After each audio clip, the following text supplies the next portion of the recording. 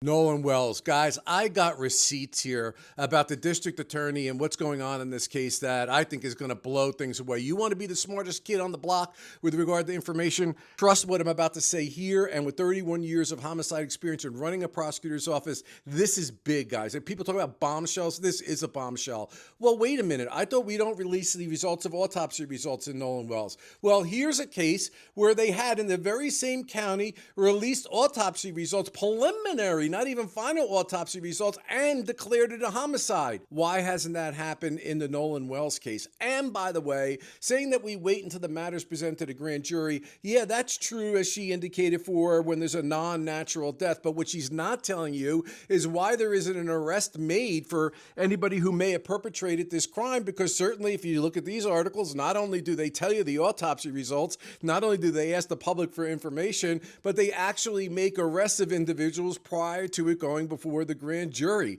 Also, why didn't they get a warrant for the phone? Well, if you have probable cause to believe evidence of a crime is on the phone, then you would go and you would get a warrant. Now, I am not saying, I have no horse in the race here, what's going on or not, but what I am is reading inside baseball here. When you go to before the grand jury, it is a secret proceeding. And you know what? You can't get the information that's being revealed. The grand jury is not only a place where they say you can indict a ham sandwich as a prosecutor's playground, but it's also a place where you don't indict a ham sandwich, maybe. You can do whatever you want in that grand jury. So this lack of transparency, lack of press conferences, lack of giving us basic information that, as I said in my previous videos, is not a violation of their ethics rules whatsoever. You can go consult that and consult my long form video here. Please, before you comment, if you want to become the most knowledgeable person based on somebody that's got the level of experience that I do, please go to YouTube and look at the long form 14-minute video that will explain this in detail. But I believe it's not what you see, it's what you don't see here.